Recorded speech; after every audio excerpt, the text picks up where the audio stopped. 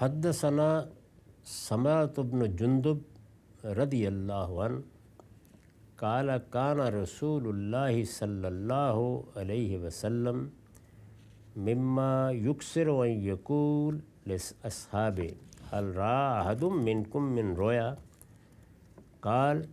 فيقص عليه من شاء الله أن يقص وإنه قال ذات غداة إنه أتاني الليلة آتيان وإنهما وإنهما قال لي انطلق وإن انطلقت معهما وإنا أتينا على رجل مستجين وإذا آخر قائم عليه بالصخرة وإذا هو يهوي بالصخرة لرأسه ويلصق رأسه ويتهدد الحجر ها هنا ويتبع الحجر فيأخذ فلا يرجع إليه حتى يصح رأسه كما كان ثم يعود عليه فيفعل به مثل ما فعل المرة الأولى قال قلت لهما سبحان الله ما هذان قال لي انطلق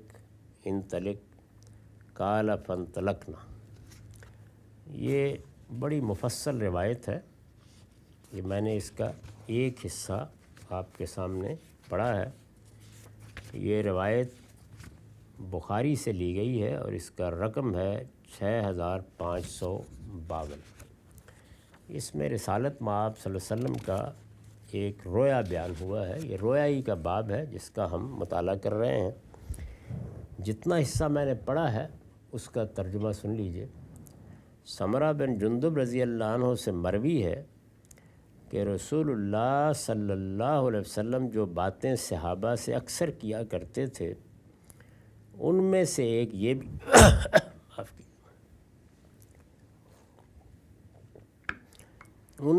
یہ بھی تھی کہ آپ ان سے پوچھتے تھے کیا تم میں سے کسی نے کوئی خواب دیکھا ہے؟ یعنی آپ جیسے صحابہ میں بیٹھتے دوسری باتیں ہوتی تو اس طرح کبھی کبھی پوچھتے تھے کہ کسی کو کوئی اچھا خواب آیا ہو تو سنائیے۔ سمرہ کہتے ہیں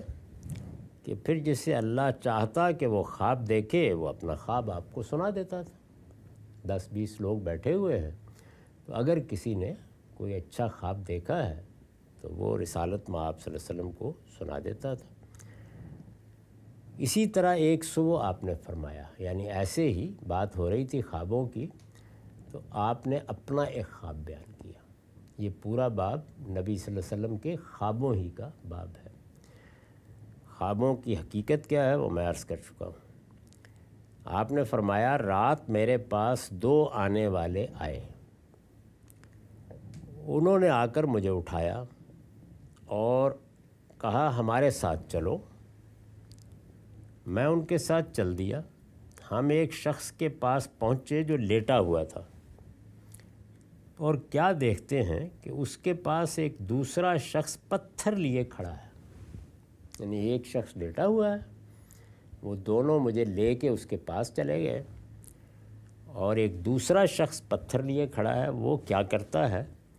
کہ پتھر لے کر اس کے سر پر مارتا اور اس کا سر کچل دیتا ہے۔ یعنی جو شخص لیٹا ہوا ہے اس کو وہ پاس کھڑا ہوا شخص پتھر مارتا ہے اور اس کا سر کچل دیتا ہے۔ پھر پتھر لڑک کر ادھر آ جاتا ہے اور وہ شخص پتھر کے پیچھے جاتا اور اسے اٹھا لاتا ہے۔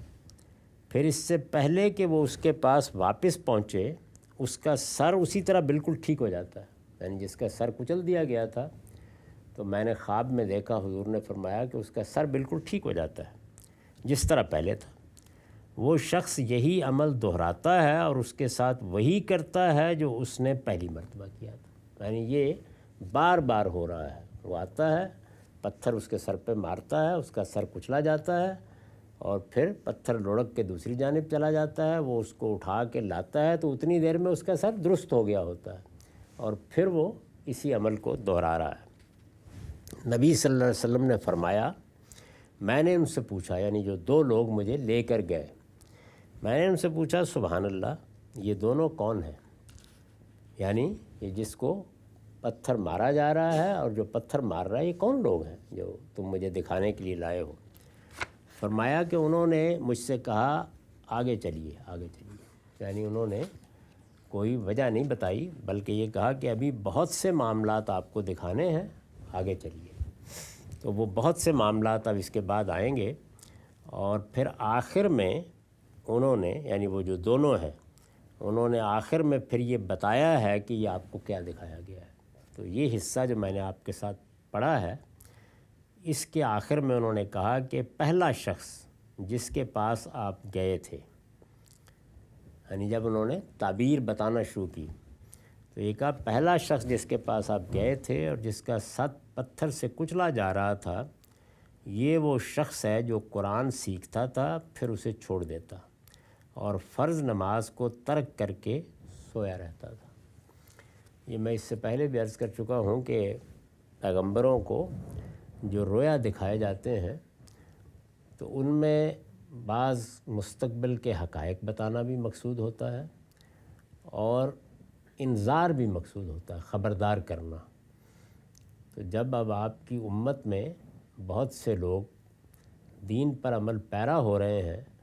تو ان کو توجہ دلانے کے لیے کہ دین ان سے کیا تقاضے کرتا ہے، یعنی اگر انہوں نے قرآن مجید کو سمجھنا چاہا ہے، قرآن مجید کو پڑھ رہے ہیں، قرآن مجید سے ایک تعلق ہے، تو یہ زندگی بھر کا تعلق ہے، اس کو چھوڑنا نہیں چاہیے۔ یعنی آدمی کو اللہ جتنی توفیق دے، اللہ کی کتاب کو سننے، سمجھنے، پڑھنے کا عمل جاری رہنا چاہیے۔ اسی طرح سے نماز کی طرف رغبت ہوئی، 2 نمازیں پڑھیں، اس کے بعد چھوڑ کے بیٹھ گئے، تو نماز اللہ اور بندے کے تعلق کا سب سے نمایاں اظہار ہے، اور یہ مرتے دم تک پڑھنی ہے۔ یعنی جو فرض نماز ہے وہ ہر حال میں پڑھنی ہے۔ اگر کوئی شخص نماز کے معاملے میں اور قرآن کے معاملے میں یہ بے نیازی اختیار کرتا ہے، یعنی وہ ایک فریضہ ہے اور یہ اللہ کی بہت بڑی نعمت ہے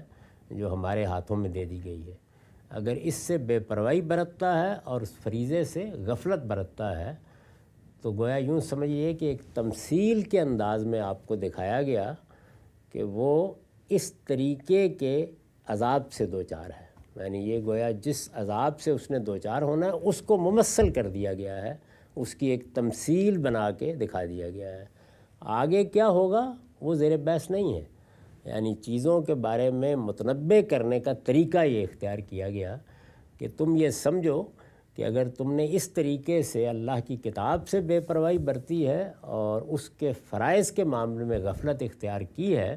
تو گویا اپنا سر کچلنے کے لیے پیش کر دیا ہے۔ یہ تمثیل ہے، اور اس سے گویا توجہ دلائی رسالت مآب صلی اللہ علیہ وسلم نے